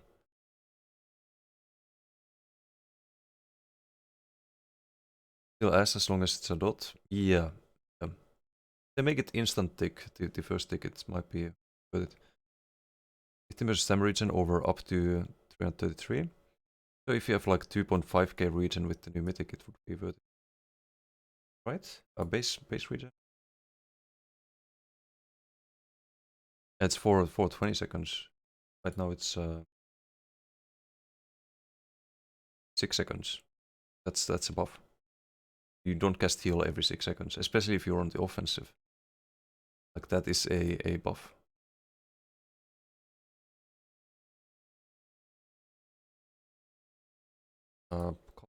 Plus 50. 375. You have 2k base region with the new mythic. Maybe. Maybe. 20-second duration, definitely buff though. You don't cast heal every 6 seconds. What are those people avoiding on loop then? Weird builds. Weird builds with way too much regen. This is a very expensive ability. 5.7k magicka. You have to build for max regen on werewolf to actually spam this. It's the only magic ability, but it's very expensive. And they reduced the oh, this is the other morph. Reduced the ability cost to 5k. Huh? Oh, am I reading this right? This morph now also reduces the ability cost to 5063, down from 3007. Okay. They have this reverse. This is supposed to be here. This number, and this is supposed to be here. And that's proper English. Proper maths. Increase the duration of the major berserk and damage taken 10 seconds up from 6. Okay. But just for the cost reduction, it might be worth it over this morph. Wolf running away, avu. True, but those are also very special werewolves. Use that new mythic? Yes, of course, the OP one. Counted once, one avud 10 times in a row. Oof. After cost, I think it's the go-to morph. It might be with the cost reduction. It also increases your damage taken though, but it gives you major berserk. And let's see. Let's see what you get with major berserk. We have a meager tooltip of 43.5k on that, and if you have major berserk, it's 23k on that and 46.7k on. Worth thinking of.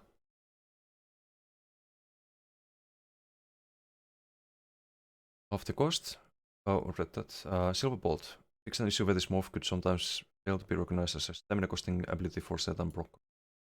Okay. I'm just want to say I'm really looking forward to trying the werewolf.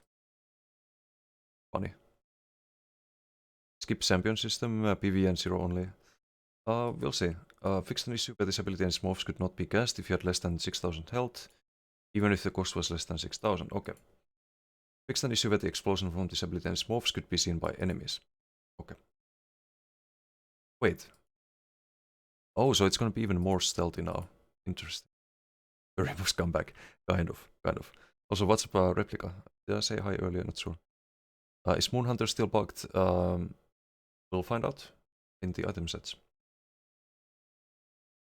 2 new stars, Exploiter, off balance by 2%, 5 stages, 10 points per stage, so 10% damage. Expensive pen, 900 for each stage effect. It's OP. Pretty OP. You have 10 stage effects. Oh, on the target, okay, so any charged. You get 1800 from 3% damage from just 2 stage effects. You can have all of them also.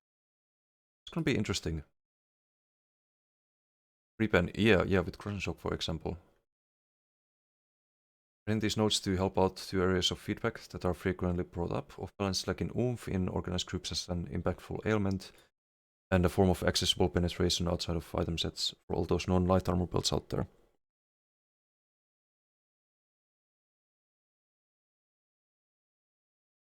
I mean, it's an option, an interesting thing. I like they're adding more of them. But it's still like your stats, right? You just find out the formula and you get your best in slot CP setup. I would like to see more effects, more like passives from other games that come with downsides and upsides, and that you can tune based on your playstyle, not based on what skills and sets you have slotted. Like, let's say you like doing heavy attacks instead of weaving light weaves. What if there was a CP that decreased damage by light attacks but increased damage done by heavy attacks? Or gave you some root when you heavy attack or something like that. That brings something unique. Stats are boring. That's my opinion. It's boring, but it's good to add more stuff to CP system. How do you live in 4 Celsius?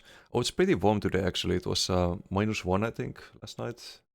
Not sure, but yeah, we have the hoodie until it's like warm enough.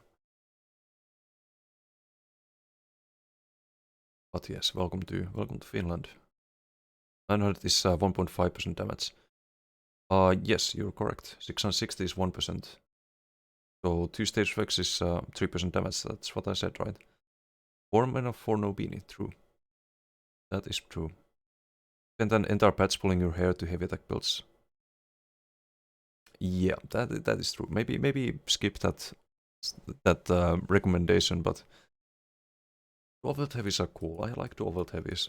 Nothing wrong with those. When people take ice baths outside, yes, that's a Finnish thing. Like, it's called avantointi in Finnish. Just ice diving, I guess, in English. But they must want to live in Mediterranean country, enjoy the hot sunny days. It is nice sometimes. I've been to lots of Mediterranean countries. Been to Italy too, in Rome. I was there for a vacation once. It's great. Advance the number and progression for a number of nodes.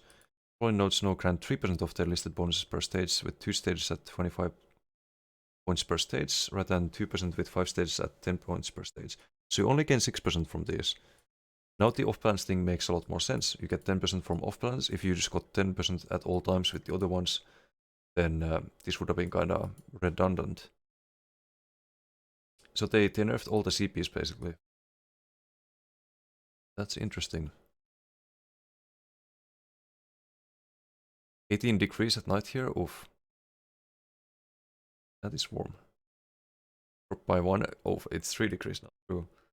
Backstabber, this node now grants 2% crit damage per stage, down from 3%. Okay. Node now grants no scales off the higher of your physical or spell resistance rather than your max health. Interesting. This was pretty good for max health builds. CP. I would always slot this on max health build. Fighting Finest, this node now grants 4% crit damage and healing per stage with 2 stages at 25 points. Threaten 2% crit damage and healing with 5 stages. So this one also goes, this goes down to 8%, so this CP is even better. I already run this CP, but it's even better compared to the other ones. After this. Occult Overload, this node now deals 2500 Oblivion damage per stage. 5 points, 5 stages at 10 points per stage. Then 2000 Oblivion damage per stage with 2 stages. Okay, kind of whatever. Riposte. This node now increase damage down of your next direct damage attack by 33%. Oh, but it requires you to block, so it's not used for ganks. Pretty interesting though. Occult Overload. This is those who don't know, this is this one when you kill an enemy. They buff the damage a little bit. But no one uses this. I haven't really seen people use this. But if they buff it, maybe then. 5 stages? Wait, how much is it right now? 1000 points there. It's 4000 Oblivion damage. Oh, they actually buffed it all. What the hell? Okay. 2560, how many stages? 5 stages. 12.8k, so it's 3 times as good as it was. Oblivion damage, so you always deal full value. Okay, so you can have a free vicious death. Enjoy. That's that's probably fun for Sildiel. Good fucking riddance to bulk groups. Well, probably not. They will also use it, but this is good. I like this. 1vx stuff. Riposte, this is the block CP. I think block an attack, you deal direct damage. I think the previous one. Maybe you can make some kind of block into bow proc build, for example. And you could do some ridiculous damage with that, but overall I think this is a nerf to this. Getting a free proc when you block, that's it's not bad either. Don't know. Maybe it's a buff. Maybe it's a buff. 4 meters? Yeah, it's a very small radius. Can still be nice though. You build for it. If you build for bombing bulk groups, remember that all of these got nerfed to 6%. It competes a lot more with the other CP. Wrathful Strikes and Rejuvenator. Nodes now grant 41 weapon spell damage to their effects, up from 33. That's a nice buff. Might also be worth considering. Massive buff for Harmony Dark converts Necro in Zero. Yes. And Bomb Blades, if there still are Bomb Blades in Zero, not sure. It's like Vicious Death, yeah, pretty much. Necro Bomber alongside Vicious Death and Negate in Group 0, so they already used. Okay, so it's gonna be used even more than by those builds. By others. Maybe by others too, who knows. So the stats don't require much engagement and are significantly stronger than many of their more unique counterparts. Rather than introducing an arms race and injecting power creep to the system, we've targeted the outliers to draw back some of their impact and make them more in line where we expect, while giving a tiny bump to some other stars. Okay, this doesn't, like, all of this doesn't affect me too much since I mostly do PGs, but I think overall, like, these are some decent changes, no? Makes it a bit less obvious, like, what you wanna slot, and there's a few more options now. But I still wish there was more passive kinda CPs that kinda like change the way you play or buff a certain way of playing instead of a certain build. That makes sense. Company stuff we're gonna skip. Itemization, item set. And most cases have been redeemed to avoid confusion. Okay, makes sense. Okay, that's a good fix. That was mentioned earlier. We read through that. Ability altering weapons. Frenzied momentum fixed an issue where the set ended early when used with forward momentum. Wait, what? As a result of this fix, it will now extend past the ability duration of momentum or rally, allowing you to continue to generate stacks with the set for a short time after the ability is off. Ah, I didn't know there was a bug. I use frenzied momentum, but and forward momentum. It's a good fix. BTS is up. Okay, that's good. I probably will look on BTS off. Let's keep going through the patch notes. Protein script. This set now increase all of your damage done by 330, increase your reduce your healing taken by 10%. That's a huge buff. Or not a huge debuff, but pretty bad debuff to have. Then causing your direct damage attacks to cause enemies to take 617 more damage from your attacks for 6 seconds. 1 seconds. So this is now an AoE set. It's not necessarily dead. But if you combine this with... Yeah, it's half the damage, but it's AoE. It's better for 1vx. The healing taken is kind of pointless. I don't know why this exists. It is pretty dead, actually. Yeah, because you have to compare it to... You have to compare it to Dragon's Appetite.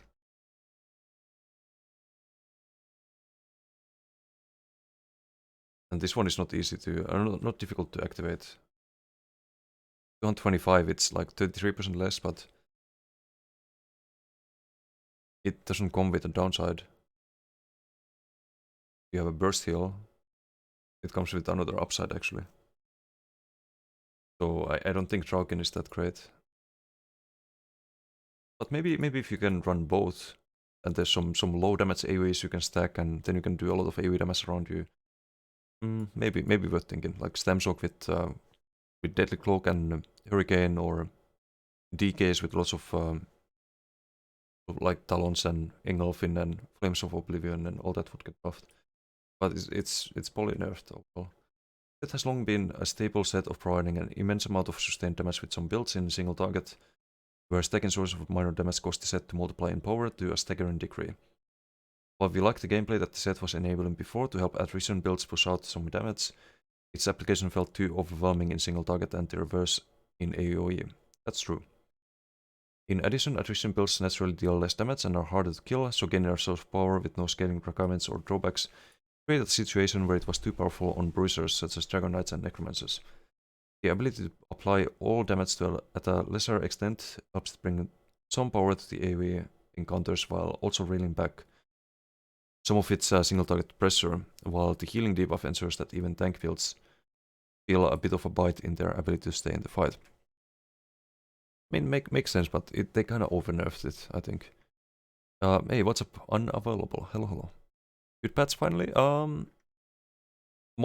mean, there's some good notes, but there's no MacDK nerf, so I'm still kind of... There is one nerf to Engulfing, but I think they need to bring them down to like have this patch be enjoyable. 10% heal debuff kills it, in my opinion. Yeah, you have to compare it to Dragon's Appetite. Like, this one is only a slightly less damage. Very easy to apply, and it comes with a heal. The other one comes with a debuff.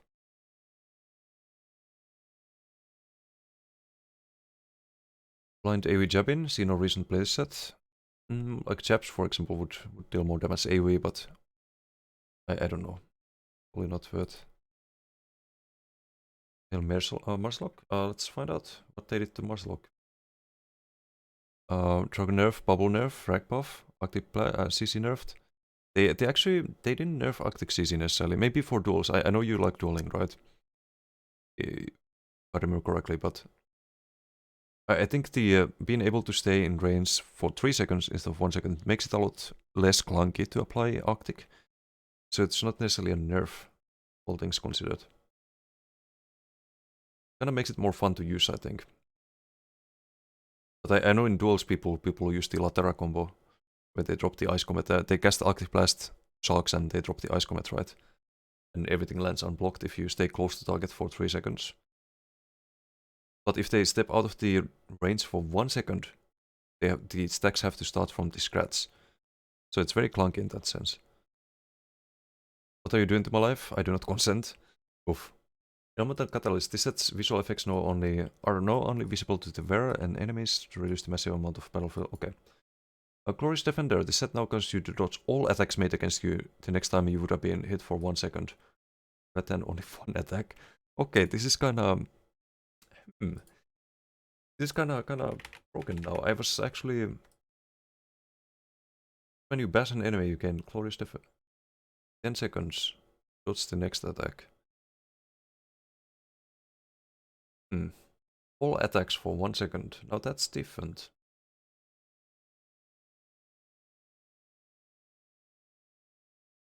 Maybe the cooldown is too long, but maybe for Nightblade? Don't know. Don't know. It's interesting. Very interesting. Roll dots if you pass. Kind of, yeah.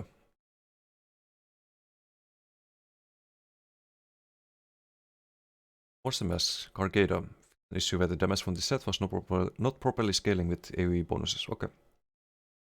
Marcelok. This set now dynamically scales with the higher of your weapon or spell damage rather than only your weapon damage. The damage from this set now increased by 10% per negative effect, up from 2%, but has a cap of 300% rather than no cap.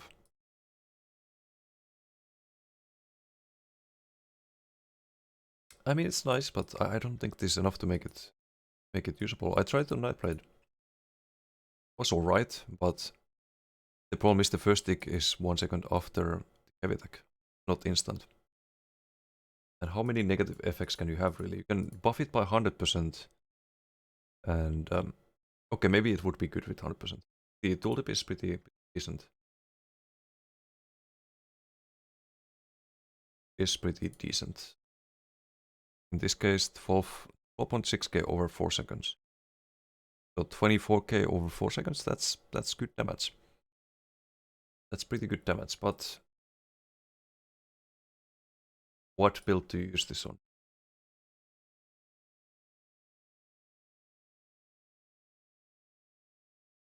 Not sure, gonna have to think about it. Good change. 2% you could never use this in PvP or get good value from it. Plotcar fixed? Let's find out. Make a massive poll in ESO forum to shut down Zero. Request a new decent PvP zone working decently. I would be all for that.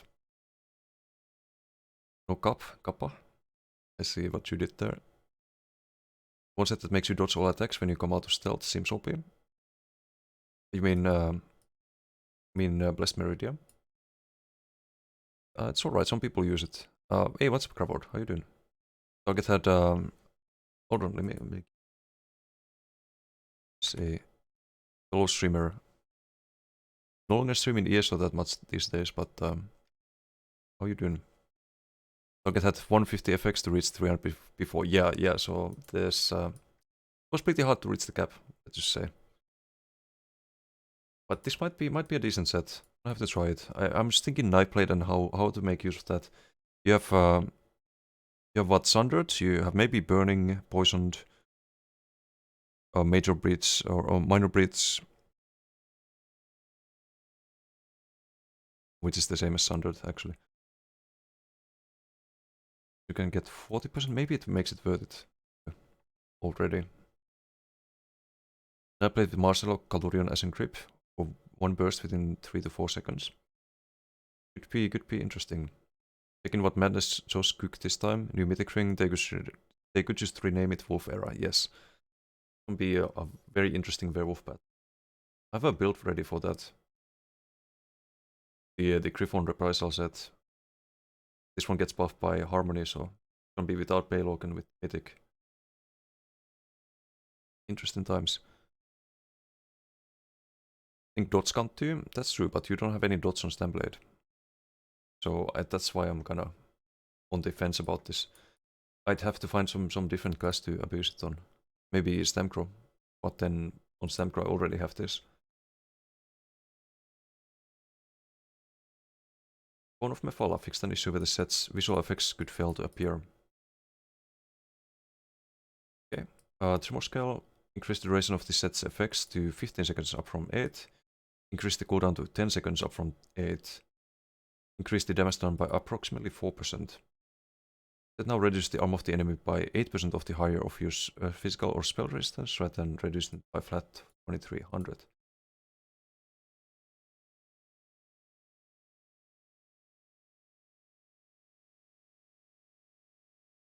Garbage, it's garbage. That's with a like really high armor build. I think dots can't do. Shadow Dancer's Raiment is set. Oh, hold on, let me get to that. or I'm gonna be reading patch notes forever. Overall Sabaton's werewolf rush build. No, you are not allowed to use any other mythic. Just to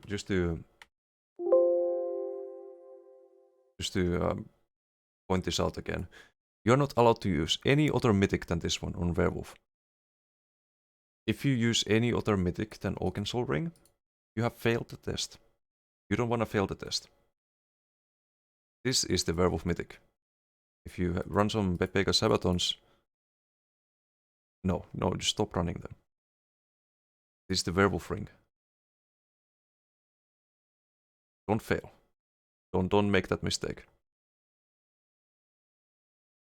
Moskel looking thick. I don't know about that. Hey, what's up, Ladera? How you doing? Did you see the Warden changes? Wonder if I played a versus a Josh dev one time, they played a BG in the last 5 years, or what? I don't know why they keep nerfing shit I use already quit. Yeah, that's true. But your combo should still work, I think. You just gotta time things differently with the combo, and it should be less clunky because you can be within a target in like 3 seconds. Pull out of range for 1 second, you can still stun them. You can dodge. Yeah, that is the main issue with these patch notes. They need to do something about DK. Then like this could be maybe a fun patch. But I think the other Warden changes are also very good. More damage from sharks and the crystal slab buff. This could be also used with the combo with Ice Comet. Potentially. And for Stamdent is gonna be great, the Wild Guardian. There's some interesting stuff for Warden too. Oh, did I? Sorry. This was joining a werewolf PG with 500 ultimate preloaded. Just to hit one person with my Griffon's reprisal synergy. T-test, yeah.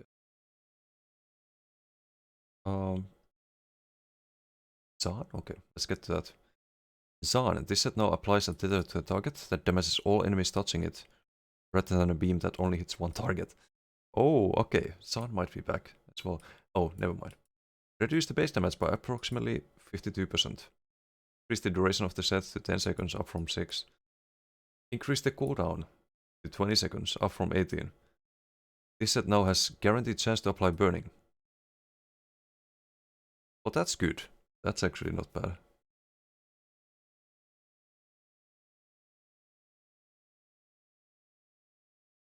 But it's still RNG. Now requires a critical light or heavy. Okay. Actually, I'm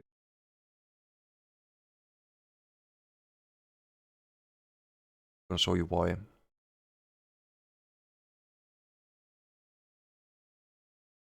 With my stats,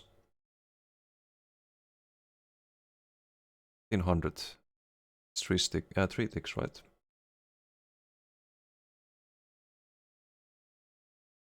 That's just the burning, right? Times 3, so you get 4.5k over 4 seconds. Like plus 1k to that tooltip. That makes up for the damage reduction. Interesting, and it's AoE now. Oh, proc chance remains. What the fuck? Why? Why 33%?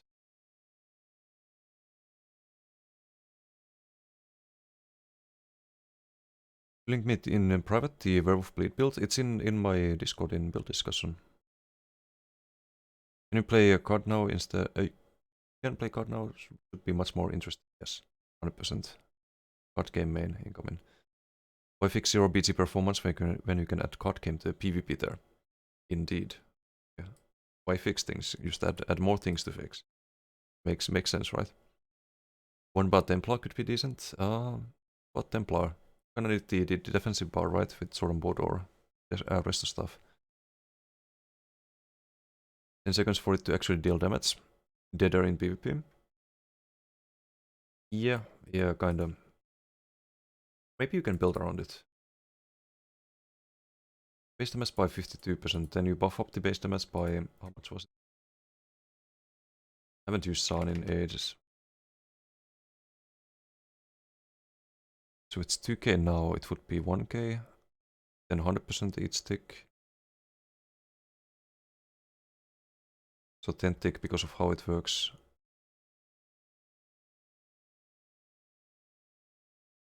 Be plus 10,000%. It would be 11.2k on the last tick. Not good enough. Takes 10 seconds to have that kind of like bursty tick from Sun. It's not a guaranteed critical light or heavy percentage chance apparently. After the adjustments in update 32 to allow proxies to critical strike when applicable, Sun has fallen off course considerably despite its intense requirements for low mobility stationary encounters in PvE, while remaining relatively powerful in PvP. In what fucking universe? The last time I saw someone use Sun, okay, maybe there was some low MMR person, but no, it's not OP. Sos, stop living in this fucking fake universe where Sun is OP and MacDKs are not. Like, what the fuck? Who is using Sun? Relatively powerful. Maybe it relatively means that it's trash. Maybe that's their way of saying it. I don't know. I'm thoroughly confused. When paired with growth control and roots, where is this build? Who is the one person using this set with crowd control and roots? Fuck's sake. Then merely increasing the damage or enabling critical strikes, we've decided to take some upfront damage away and put it in only long-term encounters in cleave situations. Into only long-term, okay. While giving it some cool synergy with the feel of the set, melting your enemies when they don't respect the flames. In addition to this, we've added a little more variance and chaos to the set. Make sure it feels less reliable and more like a window of opportunity that you must quickly adjust to. Rest in peace this set. I need to remove that emote now. Damn it. I liked Sun back in the days, but they just make it worse and worse. Rocking MacDKs are using Sun. Okay. So instead of nerfing MacDK, okay, I see.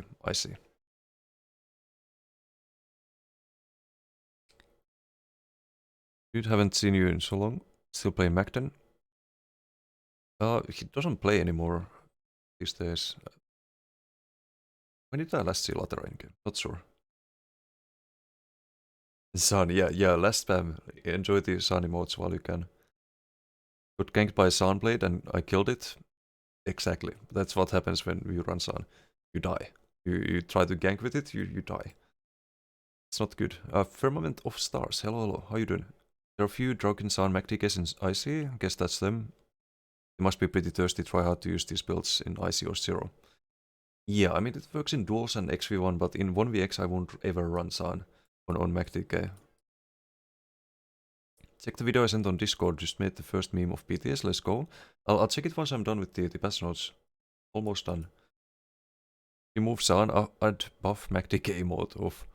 You ought to override my muscle memory for Arctic Stun, Rallying Cry release last patch, Nature's Embrace nerf before that, and Acuity change before that. Yeah, they did nerf pretty much all you ran actually. But Macden right now, like on besides fighting MacDKs, like it's pretty good from a survivability point of view. You have so much cross healing and with the Blessing of Restoration now. I don't feel terrible. But yeah, they did nerf the burst combo potential a lot. I still use your combo though. It's used best in slot for bursting people when it works out. Sun, what's up, Dirty Casual? Hello. Very on time. It's like 1 month ago when I still played ESO with a Master Ice Staff on match score. Was bad. Yeah, it was bad. Like, why nerf something that's bad? Or only works on DK on which literally everything works. Like, what is the logic there? Offering scales of your highest offensive stat, right? Yes, that's why you run it on Stamblade this patch. Harpoon is waiting killed. Reduce the duration of the stacks granted from this set to 10 seconds, down from a minute. Reduce the critical chance granted per stack to 1100, 110, down from 125. Toning down the duration of this set to reinforce the need to stay in the fight and help the set become slightly more contextual than it is now. as it's overshadowing a lot of other mythic items in power and use by a significant margin. No, it's not. Maybe in PV. This is a PV change, 100%. Reduction in critical chance isn't huge, but also helps shorten the gap ever so slightly against other options. In talking too much. I mean, this is a PV change. It is what it is. No one uses this in PvP. Maybe in IC ganking, I don't know, but...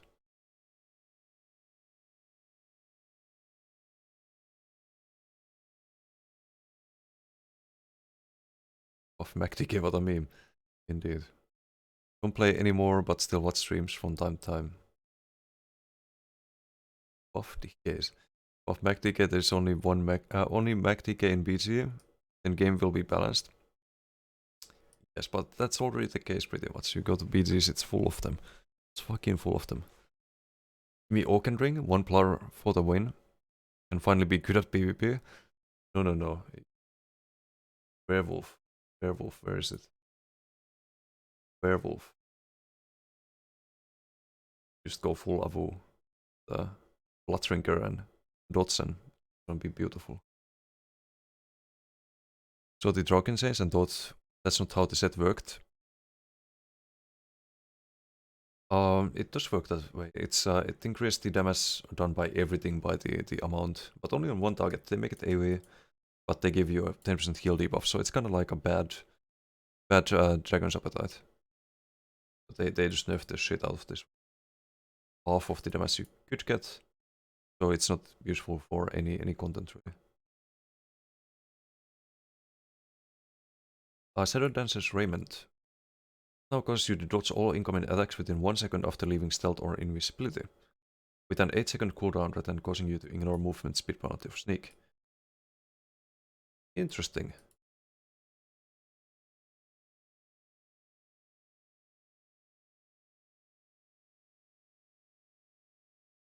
That's not a... It's 8 seconds, that's not a bad cooldown for this kind of effect. I will try this. I will definitely test this out, see how it works. Gonna have to give up some damage to run this. Like it's a 5-piece set, but dodging everything like that gives you time to go for like heavy attack in-gap into. The thing is like you already like you have time once you come out of stealth. You have that 1 second at least. It's more like after like 2 or 3 seconds that you start taking damage from people. It's not instant usually. I don't know if this is gonna be good, but I could test it out.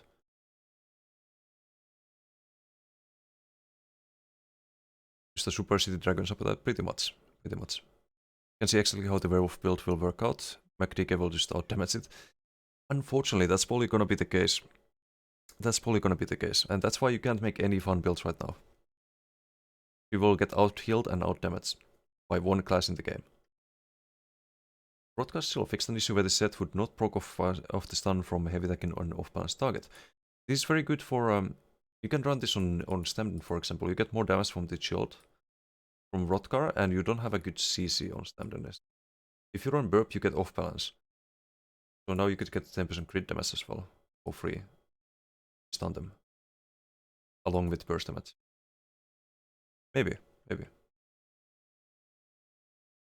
Emperors could lose their Emperor buffs after re-entering Sword Oath. Still spot. Okay, Storm fixes. Is that all? Do we have a section for the MacDK nerfs? No, sadly. Okay, let's see. What